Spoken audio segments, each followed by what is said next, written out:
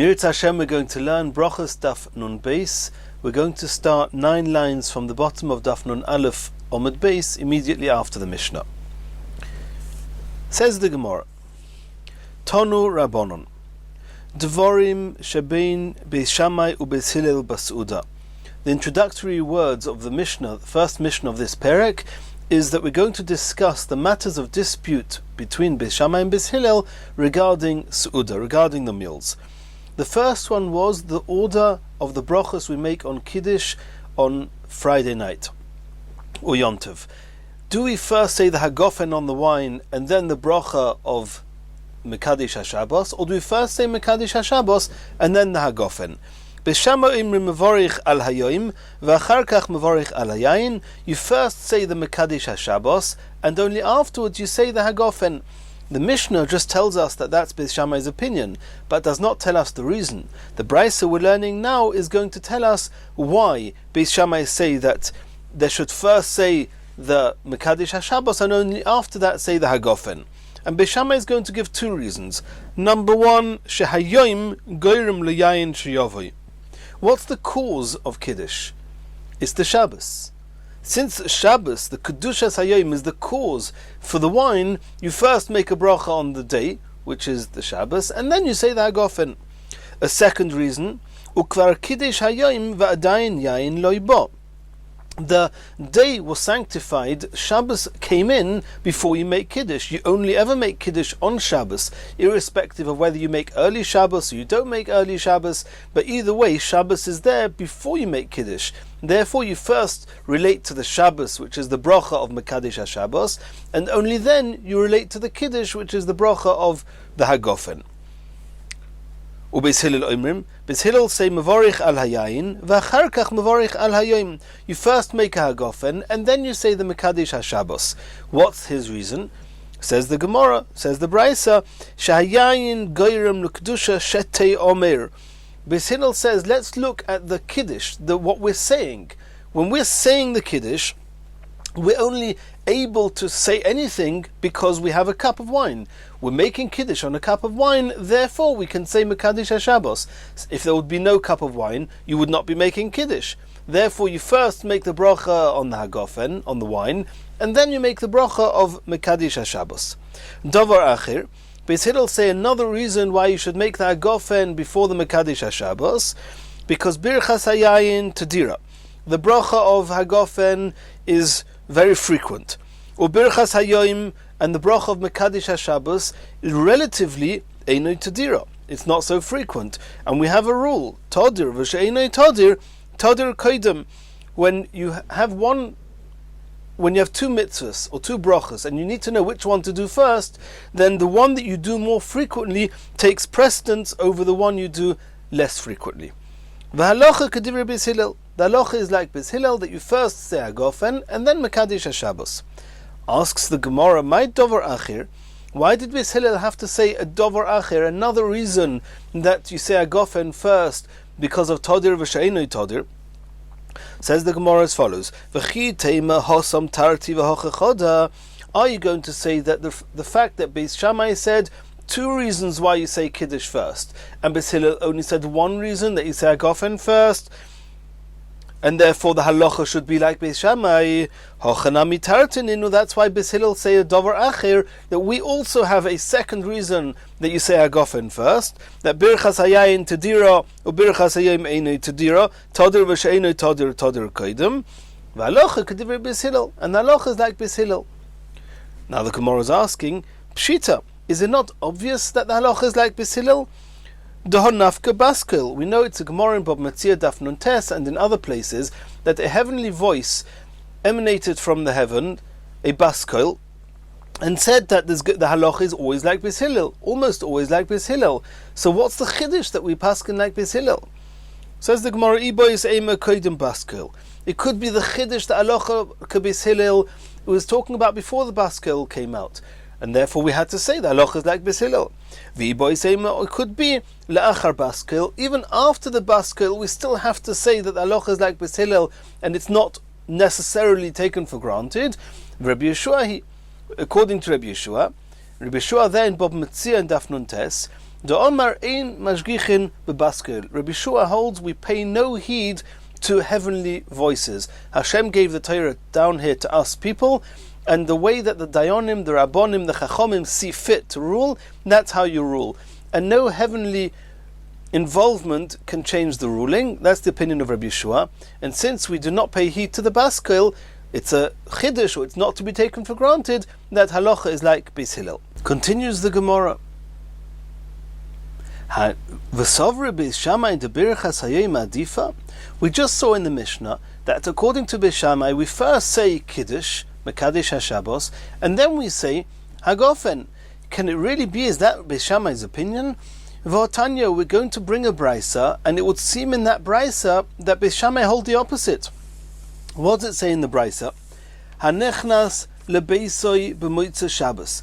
Somebody comes home on Motzei Shabbos and he has to make Havdalah. Mevorich al hayayin, he first makes the bracha of Boyer Pri Hagofen, that's yayin. Val hamoir, and then on the neir, the bracha on the flame. Val ha-besomim, and then on the besomim, the fragranted species. V'achar kach omer Havdalah, and only afterwards he makes Havdalah. And even before we continue the brisa, this is the end of the question. Havdalah is a form of Kiddush. Kiddush means a separation where Shabbos is unique over the week. In the same way as you make a form of Kiddush when Shabbos comes in, you also make a type of Kiddush when Shabbos leaves, separating Shabbos from the rest of the week. We call it Havdalah. So why with Kiddush does Beis Shammai maintain you first say Kiddush Hayoim and then Hagofen, but Havdalah Beis Shammai say you first make Yayin and then Havdalah? That's the question of the Gemara, but we're going to go on a bit of a journey just to determine that this brisa is actually Beis Shammai. If it's not Beis Shammai, then you can't ask a contradiction to Beis Shammai in our Mishnah. But at the end of the long journey we're about to embark, it's going to become apparent that this brisa is Beis Shammai, and this is the question. At the end, the Gemara is going to explain to us the distinction between Kiddush and Havdalah. Let's continue the brisa for the time being. What happens if this fellow's only got 1 cup of wine, and he still wants to have a Suda after Shabbos? He wants to have Melava Malka, or call it whatever you want. He wants to have his Mozin, his Suda. And Tosfos discusses how can you even entertain the idea of having a Suda before making Havdalah. Tosfos discusses that, but the brisa says if he's only got 1 kois and he's not going to be able to say Birchas HaMozin later on a kois, if he drinks it now for Havdalah, what should he do? Manichoi le'achar HaMozin, he should leave this cup of wine till after he's eaten. He should first eat and then make Havdalah. Umeshalshlin kulon nacharov, he will then, after he's eaten, he will use this cup of wine for Birchas HaMozin, and after Birchas HaMozin, he will be meshalshel, he will say all the other brachas that we saw in the brisa, first Hagofen, and then on the neir, and then on the besomim, and then on the Havdalah. So that's the question. Asks the Gemara, V'ha mimai de Beis Shammai, who told you this brisa is Beis Shammai? Dilma Beis Hillel. Maybe this brisa is Beis Hillel, and Beis Hillel in our Mishnah say that you first say Hagofen, and then you say Kiddush, and then by Havdalah you first say Hagofen, and then you say Havdalah. Then it won't be a contradiction. Your whole question is only with the assumption that the brisa is Beis Shammai. Says the Gemara, Loi solko daitoch, it cannot be Beis Shammai. Diktoni, because we saw in this brisa, Mo'ir v'achar kach besomim. First you make the bracha on the neir, on the flame, and only afterwards on besomim. Uman shomes leid islei svara, who holds that you first make a bracha on neir and then besomim? Beis Shammai, only Beis Shammai, it would seem. Tanya, because we learnt in another brisa, Omer Rabbi Yehuda. Rabbi Yehuda is now going to tell us about a machloikas Beis Shammai and Beis Hillel that he perceives. Lo nechluku Beis Shammai u Beis Hillel, both Beis Shammai and Beis Hillel agree al hamozoin shebetchila, that you first say Birchas HaMozin, assuming that he's eaten and now he's got Birchas HaMozin and Havdalah to make on the same kois. You first say Mozin. Val Havdalah shehi b'soif, and they both agree that the last bracha you make is the one of Havdalah. Al ma nechluku, what's the machloikas Beis Shammai and Beis Hillel? Al hamoir v'al ha-besomim. Beis Shammai oimrim mo'ir v'achar kach besomim. According to Rabbi Yehuda, Beis Shammai holds you first make a bracha on the neir and then on the besomim. Or Beis Hillel oimrim besomim v'achar kach mo'ir. You first make a bracha on the besomim and then on the neir. And therefore you see here that who holds that you first say a bracha on the neir and then the besomim? It's Beis Shammai. If so, coming back to our original brisa, if it says there that you say mozoin and then yayin and then neir and then besomim and then havdalah, if neir is before besomim, it must be Beis Shammai. And then once we know it's Beis Shammai, we can ask a contradiction between that brisa and our Mishnah. Says the Gemara, Beis Shammai hiva liba de Rabbi Yehuda. You're right. According to the way Rabbi Yehuda explained the machlokes Beis Shammai and Beis Hillel, then that brisa must be Beis Shammai because only Beis Shammai say that neir is before besomim. Dilma Beis Hillel hiva liba de Rabbi Meir. We have another opinion, not Rabbi Yehuda. We have Rabbi Meir. Rabbi Meir has a different tradition as to what the machlokes Beis Shammai and Beis Hillel was, and according to Rabbi Meir, it could both Beis Shammai and Beis Hillel say that neir is before besomim.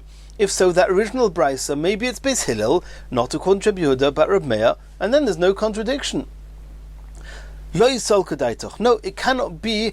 Even the Beis Hillel of Rabbi Meir, it cannot be. Why? Diktoni hocha b'masnisin. We saw in our Mishnah, which is the Rabbi Meir that we just mentioned, is our Mishnah. Beis Shammai imrim, Beis Shammai say first neir, umozoin, and after neir you say mozoin, birchas hamozoin, ubesomim, v'havdalah, and then besomim, and then havdalah. According to Rabbi Meir, that's the opinion of Beis Shammai. Beis Hillel oimrim, Beis Hillel say neir, they agree that neir is first, ubesomim, and then besomim, like Beis Shammai, that neir is before besomim. But whereas Beis Shammai put mozoin between neir and besomim, Beis Hillel hold that after neir is besomim, mozoin, and mozoin, birchas hamozoin, is after besomim, havdalah and havdalah at the end. So that's according to Reb Meir. The machlokes Beis Hillel and Beis Shammai is not whether neir is before besomim. Both agree neir is before besomim. The machlokes is mozoin after neir or is mozoin after besomim. So either way, that brisa, v'hosom, the brisa we're discussing, the first brisa we mentioned, ktoni im ein lo elokois echod manichoi le'achar hamozon u'mashal shlon kulon nachirov. And that original brisa says that the very first bracha you make is mozoin, and that's not Beis Hillel and not Beis Shammai according to Reb Meir. And then we'll say if it's not Beis Hillel or Beis Shammai according to Reb Meir, we're back to Rabbi Yehuda's explanation. And according to Rabbi Yehuda, they both agree that mozoin is first. But according to Rabbi Yehuda, the machlokes Beis Shammai and Beis Hillel is whether neir is first or besomim is first.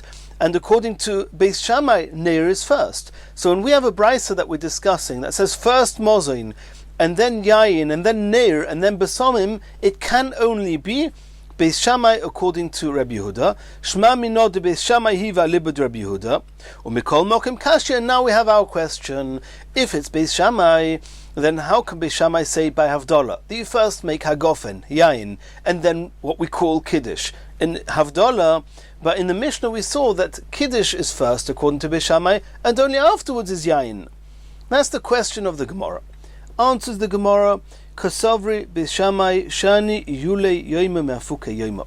Beis Shammai assume that there's a difference between when you bring Shabbos in and when Shabbos goes out.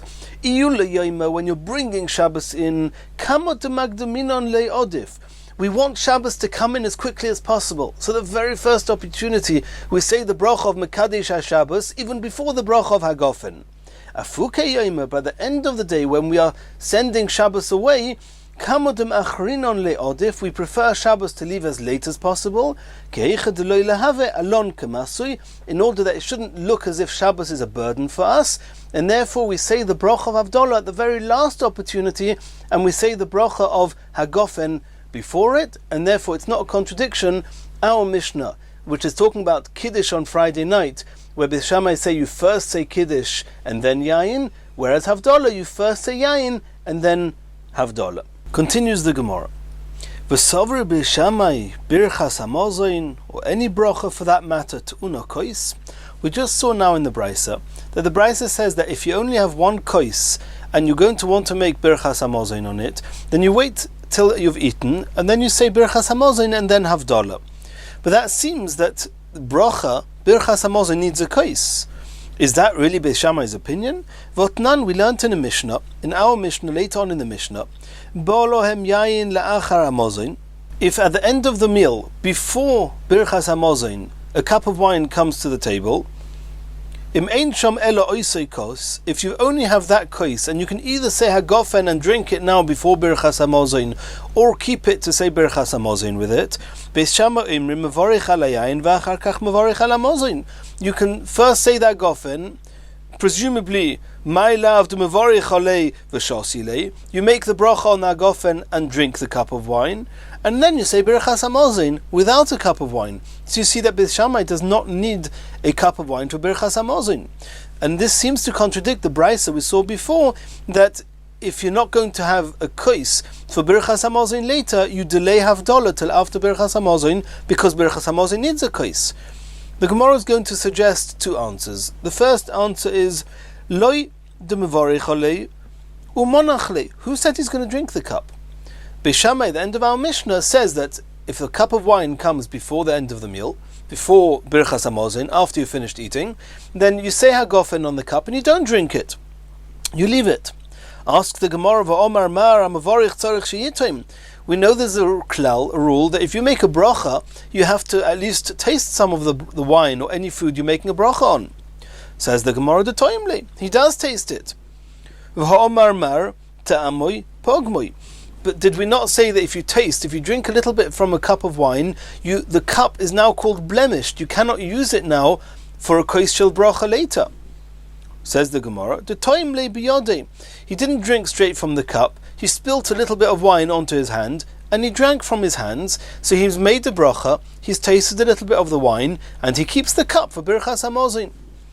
V'ha'omar mar, asks the Gemara, did we not say kos shel bracha tzarich shiur? We know that there's a minimum required shiur, a measurement of wine in the cup. If you've tasted a little bit of that wine, there's not going to be enough wine in the cup for your Birchas Hamazon. Says the Gemara, the cup was big enough that there was more than the minimum required amount of wine in the cup, and he spilt a little bit on his hand. He still had enough wine for the Birchas Hamazon later. Asks the Gemara, the Mishnah is talking about a case that you only have one cup of wine, which we would have thought it means that he's only got one cup, just about the minimum measurement. So if you taste some of that, you won't be left with enough. How can you say it was a big cup, there was enough wine for Birchas Hamazon plus a little bit to taste with the agofen? Says the Gemara, Trei lo yahava. All the Mishnah means is he didn't have enough wine for 2 cups, one for agofen before Birchas Hamazon, and one for a full kos for Birchas Hamazon. Umichad nofish, however, he had more wine than a minimum cup, 1 cup. He had 1 and a bit, and he drank a little bit of wine. He still had enough left to make Birchas Hamazon on the revius of yayin, which is the minimum required shir. Asks the Gemara of Atoni Reb Chia, we saw in a brisa regarding our Mishnah that Reb Chia learned, Beis Shammai omrim mevorich al hayayin v'shoseu, that it says explicitly in the Mishnah that at the end of the meal, before Birchas Hamazon, you make the agofen and you drink the whole cup. V'achar kach mevorich Birchas Hamazon, which would seem that the Birchas Hamazon has no cup. According to that, you can't say like we just answered that mevorich ilaveu monach lei, that he makes the bracha but he doesn't drink the revius of the cup. No, it seems to be explicit, according to Reb Chia, that according to Beis Shammai, he drinks the whole kos before Birchas Hamazon. If so, Birchas Hamazon does not need a kos. If so, it seems to contradict the brisa we started with today, that you need to have a cup of wine for the Birchas Hamazon, and therefore you keep the Havdalah till after the meal. Elo, says the Gemara, we have no choice. Trei tanoi alibei de Beis Shammai. It seems to be a machlokas tanoim regarding Beis Shammai. You've got the brisa of Reb Chia explaining our Mishnah that according to Beis Shammai you do not need a cup of wine for Birchas Hamazon, and you have the brisa we started with at the top of the Omid that says that according to Beis Shammai you do need a cup of wine for Birchas Hamazon. Continues the Gemara, Beis Shammai oimrim v'chulu. The next dispute mentioned in our Mishnah between Beis Shammai and Beis Hillel regarding the Su'udah is whether you first do Netilas Yadayim, which you need to do before eating bread, and then you pour the cup of wine and drink it, as was common practice in those days, that they would drink a cup of wine before making the hamoitzi, or do you first pour the cup of wine and drink it, and only then do the Netilas Yadayim? Tonu Rabbonon. So the Mishnah just tells us that according to Beis Shammai, you first do Netilas Yadayim, and according to Beis Hillel, you first pour the cup and drink it, and doesn't tell us why. We're going to learn in a Braisa what the reasoning behind the argument is. Says the Gemara, Tonu Rabbonon, Beis Shammai oimrim noitlin yodayim va'achar kach moizgim es hakois. You first do Netilas Yadayim, and then you pour the kois and drink it. Why? She'im ato oimer moizgin es hakois tchila. If you're first going to pour the cup, etc.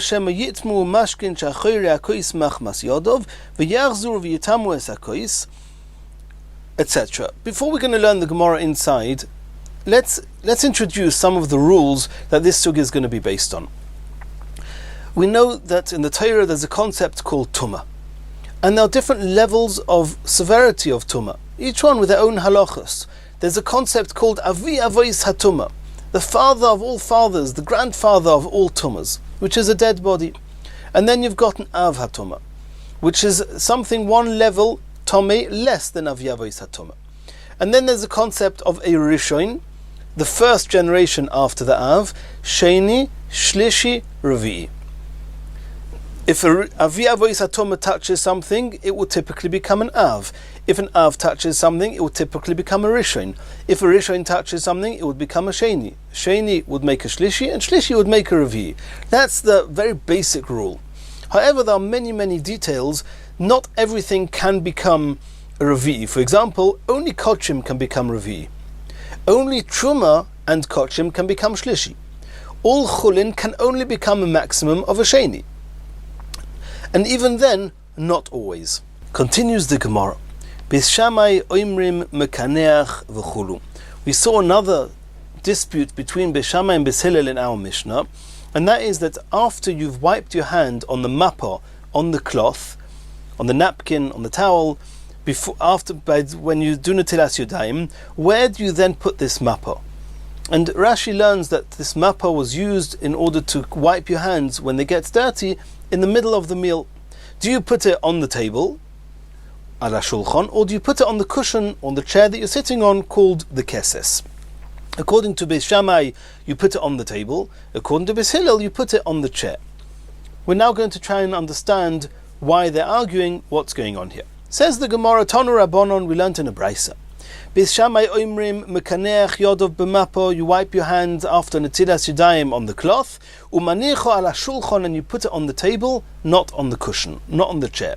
She'im ato oimer ala keses, says Beis Shammai, if you're going to put this cloth onto the chair, we have a problem. Gzeira shemo yitmu mashkin shebemape machmas hakeses. The chair, the cushion, may well be a sheni letuma. You're going to put a wet towel onto that chair, the liquid in the towel. Don't forget, we've just finished learning a sugya of mashkin. These mashkin midrabanon will become a rishon. The chair will make the liquids in the towel into a rishon, and then you're going to wipe your hands on this towel. Your hands are going to become a sheni, and you're not allowed to eat a meal with hands that are not tahir. You're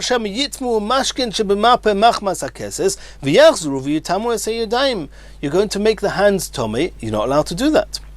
Asks the Gemara of Netamya keses lemapa. Why are you focusing on the liquids in the towel becoming a rishon? Why don't you just say that the keses is going to make the towel tomei? Says the Gemara, ein kli metame kli. The chair, the keses, is called a kli. The towel is called a kli. One kli cannot make another kli tomei. We're assuming that the kli is a sheni, that the keses is a sheni, and a sheni will not make another kli into a sheni or shlishi, etc. V'netamye keses legavra. If you're worried that the kli, that the chair, the cushion, is a sheni, then you're going to put your hands on it. Your hands are going to become tomei straight from the chair. V'netamye keses legavra gufei. Says the Gemara, ein kli metame odom. A kli will not be metame an odom. Now, even though if the kli is a rishon, the odom can become tomei, but so Rashi says that we take it for granted that in the event that the chair or the cushion is a rishon, he'll make sure not to touch it with his hands bechlal, because hands can become sheni. So we're talking about a chair that's a sheni, and therefore even if he touches it with his hands, a sheni will not make his hands a sheni, but the sheni can make the liquids in the mappa into rishon, and those liquids in turn will make the hands into shniyos. Or Beis Hillel say that you don't put the towel on the table in order to avoid the cushion, you put the towel on the cushion. If you're going to put this towel on the table, it could be that the table itself is a sheni, and the table is going to make the water inside the mappa into rishon, and then the food on the table is going to touch the mappa, and the foods are going to become tomei, are going to become sheni. And we don't want that to happen. We want a person to eat his foods b'tayra. Asks the Gemara, if the table is sheni, then why don't we say that the food themselves will become directly tomei from the table? Says the Gemara, we assume that the table is not more tomei than a sheni, it's not a rishon. Since the food items here are all chulin, then even a table is sheni, it will not make chulin shlishi, because there is no shlishi by chulin. Asks the Gemara, elu alidei mashkin, if the table is sheni, and you're going to put the mappa on the table, the liquids in the mappa are going to become like mashkin do, they're going to become rishon midrabanon. Now they're rishon, they can make the oichlim become tomei, they can become a sheni. Therefore Beis Hillel say, don't put the mappa on the table where the food is, put it on the keses, on the pillow, on the cushion where there's no food there. But Maiko Mifligi asks the Gemara, what's the underlying point of their argument? Says the Gemara, Beis Shammai Savri, also lishtamish b'shulchan sheni. Beis Shammai say you're never allowed to use a shulchan, a table which is a sheni, in which case the whole worry of Beis Hillel doesn't apply. What do Beis Hillel say? Why do you have to put the mappa on the cushion in order to avoid the table? Because if you put it on the table might be a sheni and it will make the mashkin tomei. According to Beis Shammai, you're not even allowed to use such a table to eat on. Also, lishtamish b'kli sheni. Why? Maybe there'll be a kohen sitting there eating truma, and truma can become a shlishi. The table will make the truma tomei. Therefore, you're not allowed to use such a table. Beis Hillel Savra, Beis Hillel, they argue, they say mutar lishtamish b'shulchan sheni. You're allowed to use a table that's a sheni. Why? Oichlei trumas ruzinheim. Kohanim are very careful with the halachas. They're very meticulous to make sure that nothing should happen, nothing should go wrong. If a kohen is going to eat his truma on this table, he'll make sure that the food does not touch or does not come into contact with the table. Continues the Gemara, Dover Achir. Another reason, according to Beis Hillel, that you should avoid the table and put the mappa on the keses. Ein netilas yadayim lechulin min haTorah.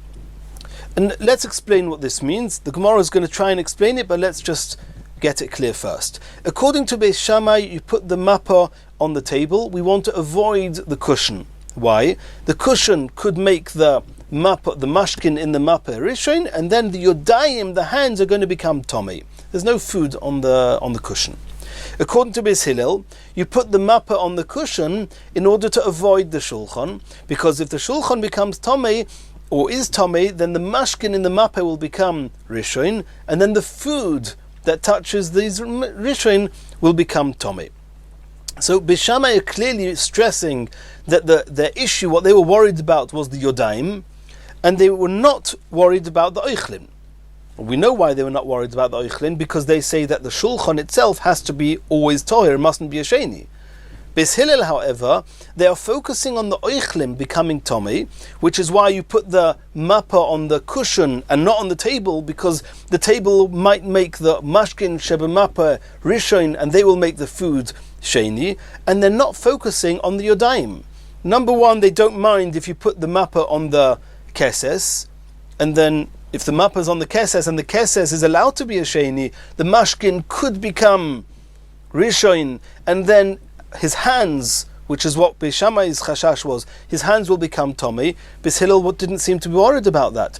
And even more, even on the table, Beis Hillel clearly say that we're worried that if you put the mappa on the table being a sheni, is going to make the mashkin in the mappa rishon, and then what will happen? The food might become Tomei. It doesn't say that his hands that are also going to touch the mappa become Tomei. So Beis Hillel are clearly staying away from worrying about the hands and are focusing on the food becoming Tomei. So that's what they're explaining here. That's what this Davar Acher is doing. So the term of the Davar Acher in the Brisa was Ein netilas yadayim lechulin min haTorah. When you're eating chulin, the need to do netilas yadayim first is not min haTorah, it's only midrabanon.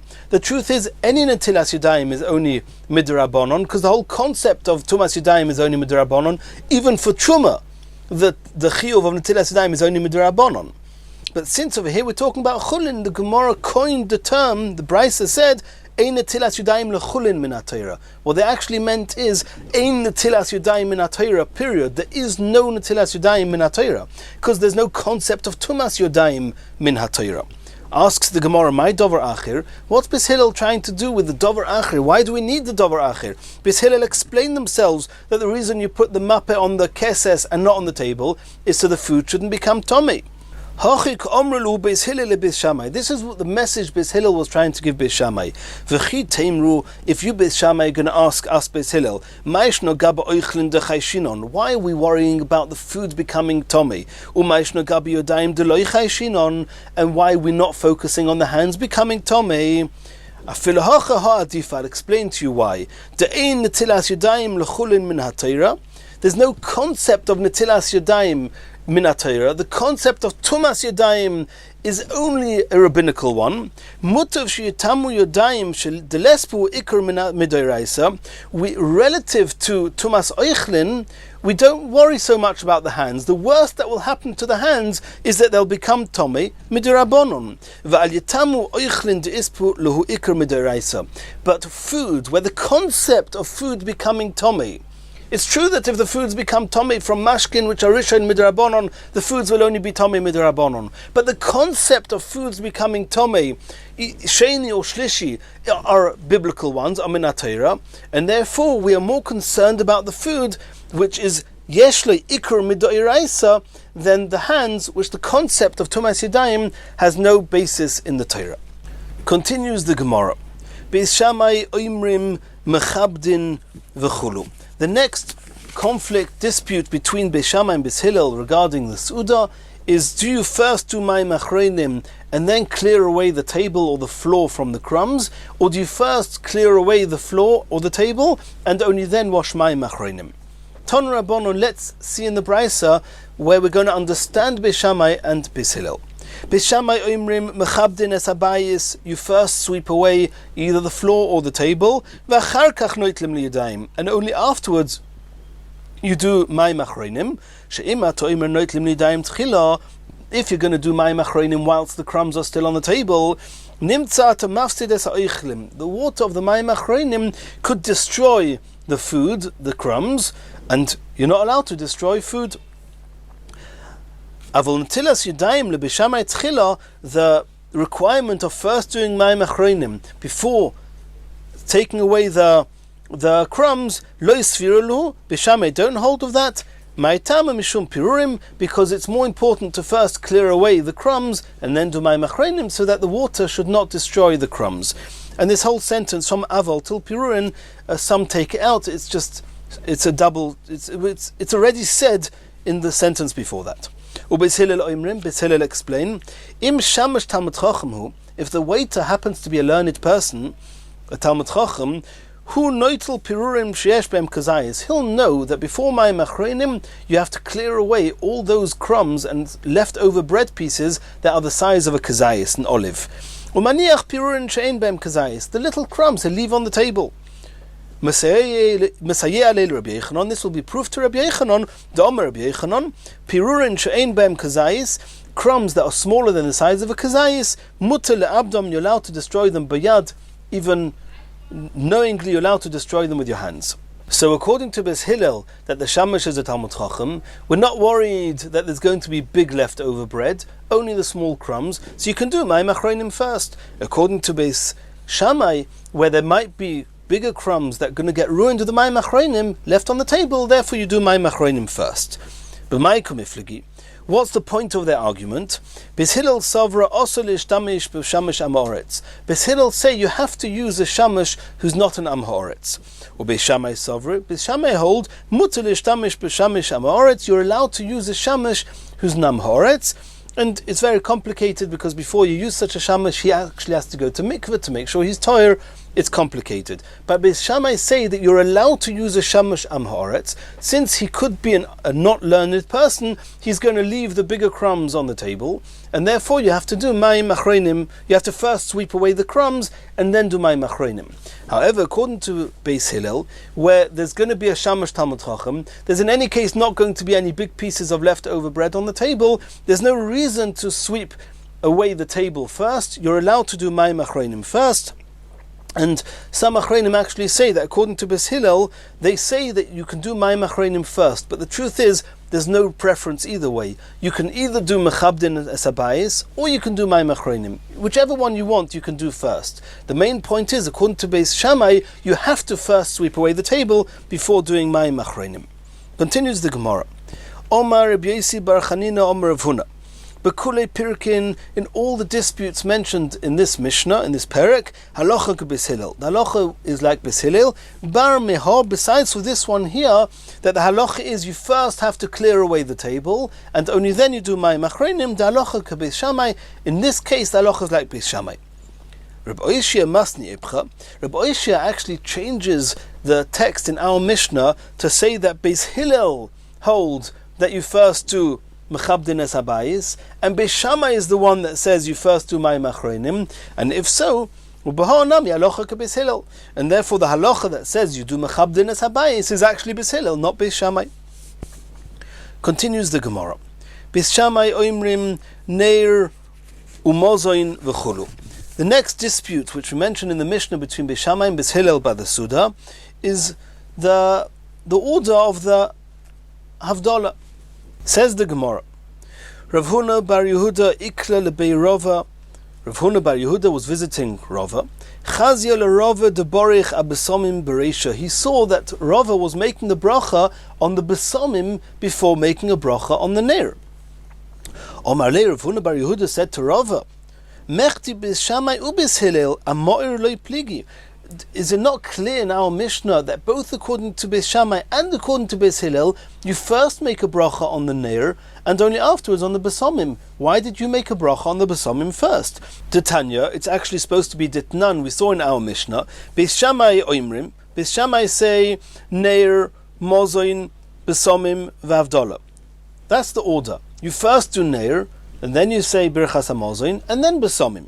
Or Beis Hillel oimrim neir ubesomim mozoin vavdola. They also agree that you do neir before besomim. Just they say that mozoin is after besomim.